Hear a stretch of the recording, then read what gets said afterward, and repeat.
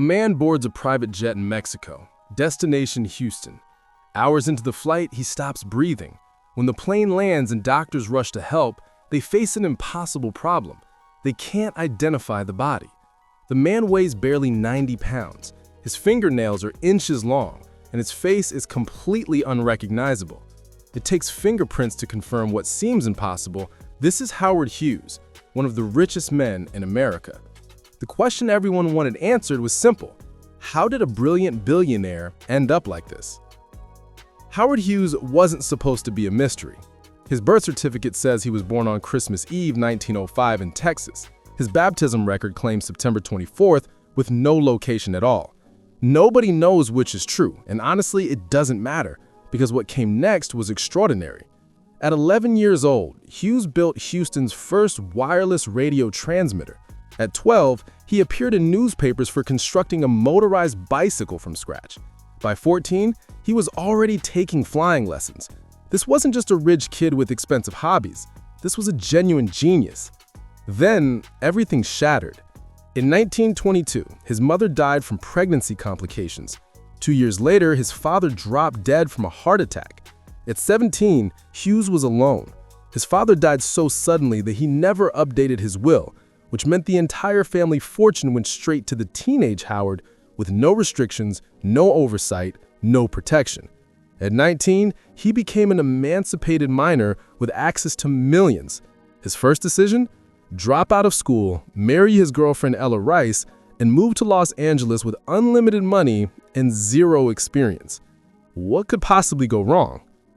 Hughes met actor Ralph Graves at a country club, and Graves had the perfect pitch, a movie script with himself as the star.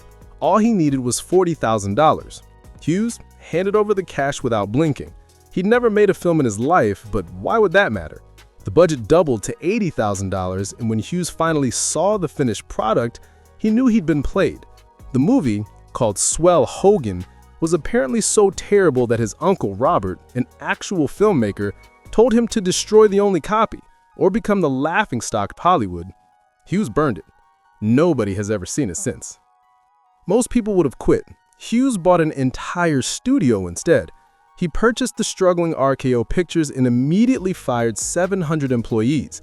He slashed production from 30 films a year to just 12. Then he did something completely insane. He shut down the entire studio for 6 months because he suspected some employees might be communists. He investigated everyone's political beliefs personally. The minority shareholders sued him left and right. His solution? Buy them all out and become the sole owner. 6 months later, he sold RKO for a massive profit and walked away laughing. But Hughes wasn't just making enemies in business. His personal life was becoming equally chaotic. His wife Ella divorced him and went back to Houston. Hughes responded by dating every famous beauty in Hollywood: Bette Davis, Ginger Rogers, Katharine Hepburn. Rumors swirled about relationships with male stars too. Nobody could pin him down, and he liked it that way. But his reckless lifestyle was about to catch up with him in the worst way possible. In 1936, Hughes was driving through Los Angeles when his car struck a pedestrian named Gabriel Meyer. Meyer died at the scene. A doctor examined Hughes afterward and noted he'd been drinking.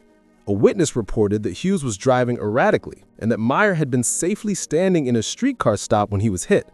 Hughes spent 1 night in jail facing charges of homicidal negligence. His career, his reputation, everything was on the line. Then something strange happened. The witness suddenly changed their story completely. Hughes walked away without charges. No trial, no consequences, nothing. The whole thing reeked of money changing hands and stories being bought, but nobody could prove anything.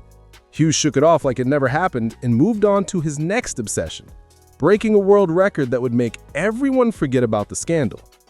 In 1933, Wiley Post flew around the world in 186 hours.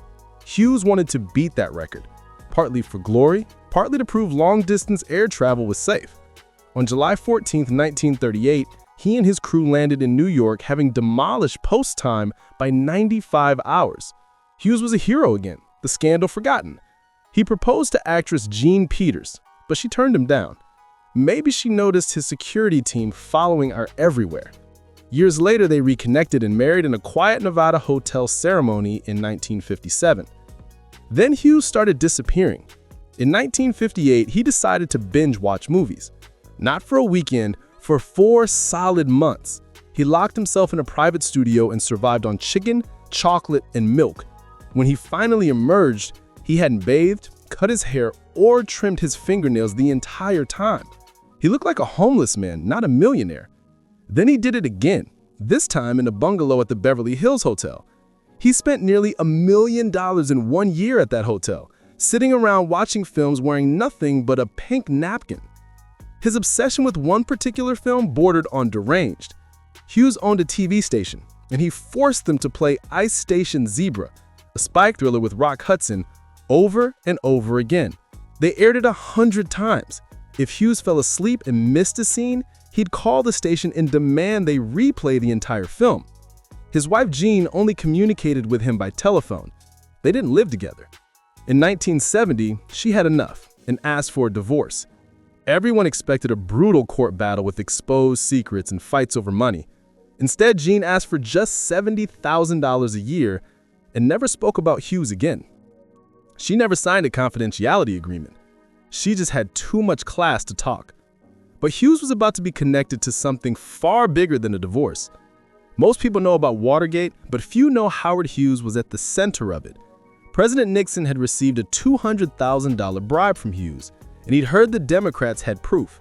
Nixon sent his men to break into the Watergate Hotel to steal any incriminating information. They got caught. There was no information there anyway. Nixon lost his presidency over it, and Hughes's name was dragged through the mud again. But by this point, Hughes barely seemed to notice or care what anyone thought. He was moving from hotel to hotel with his entourage of aides and girlfriends like a bizarre traveling circus. In November 1966, he took a train to Las Vegas and checked in to the Desert Inn with plans to stay indefinitely. To avoid any hassle from management, he simply bought the entire hotel. His bedroom had one major problem. The bright neon sign at the Silver Slipper Casino across the street kept him awake. Instead of changing rooms like a normal person, Hughes bought the Silver Slipper and had the sign moved. Problem solved. His eating habits became ritualistic and bizarre. Dinner was always the same: a medium rare steak, salad, and peas, but only small peas. Large ones were unacceptable. Breakfast had to be eggs prepared exactly the way his family's cook had made them when he was a child. He was trapped in patterns, spiraling deeper into isolation and paranoia. And then came April 1976. Hughes boarded his Learjet in Acapulco, Mexico, heading for Houston. Somewhere during that flight, he stopped breathing. When the plane landed and paramedics rushed aboard, they found a body that looked like it had been exhumed from a grave. The man weighed less than 100 pounds. His fingernails and toenails were grotesquely long. His hair and beard were wild and unkempt. He looked nothing like Howard Hughes. He was traveling under the alias John T. Cooper. The doctors had no idea who this man was until they finally got fingerprints. The autopsy revealed kidney failure as the cause of death, but the investigation uncovered something far more disturbing. Hughes had received a lethal injection shortly before his death. An X-ray found 5 broken pieces of hypodermic needles embedded in his arms. He had severe bed sores and was severely malnourished. Yet investigators ruled out foul play. Apparently, Hughes had done all of this to himself. Years of injections, neglect, and self-destruction. But why? And what happened to his fortune? Nobody could find Hughes's will. Then suddenly, one appeared on a desk at a Mormon church in Salt Lake City, Utah. Nobody knew how it got there. The handwritten document became known as the Mormon Will, and it left money to various organizations and individuals, including a gas station owner named Melvin Dunmar. Dunmar claimed that years earlier, he'd picked up a man lying on the side of a highway near Las Vegas. The man later told him he was Howard Hughes. Now, supposedly, Hughes had left him part of his fortune out of gratitude. It sounded ridiculous, and it was. A Nevada jury investigated and concluded the Mormon will was a complete forgery. Dunbar didn't get a cent, but he also didn't go to prison because they couldn't prove he'd created it. Without a valid will, Hughes's massive estate was divided equally among his 22 cousins. None of his friends, lovers, employees, or charities got anything. The man who bought hotels on a whim and spent millions on movie binges died without leaving a single intentional gift to anyone. For decades, people assumed Howard Hughes went crazy because of his wealth and isolation. The truth was far tragic and preventable. As a young man during his womanizing days, Hughes contracted syphilis. When the bacteria spread to his brain, it caused neurosyphilis, a devastating condition that destroys brain tissue and causes psychosis, dementia, depression, and delirium. Doctors diagnosed him in the early 1930s, but this was before antibiotics existed. They treated him with mercury, which has its own terrible side effects, including neurological damage. Add undiagnosed OCD to the mix, and you have a perfect storm of mental deterioration. The brilliant child who built radios and airplanes, who broke world records and revolutionized Hollywood, slowly lost his mind not because of eccentricity or too much money, but because of an untreated disease and toxic medical treatments. His obsessive movie watching, his paranoia, his inability to function normally, it was all symptoms of a treatable condition that went untreated for too long.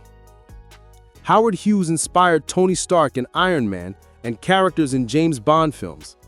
His life represented the American dream: genius, wealth, ambition, success. But his death revealed the nightmare underneath. He died alone, unrecognizable, and destroyed by a disease he caught in his youth. The man who could buy anything couldn't buy a cure. The pilot who conquered the skies couldn't escape his own mind. And the billionaire who owned hotels and casinos died weighing 90 pounds with needles broken off in his arms. Sometimes the most shocking truth isn't about conspiracies or murder. It's about how fragile brilliance really is and how quickly everything can fall apart when the mind turns against itself.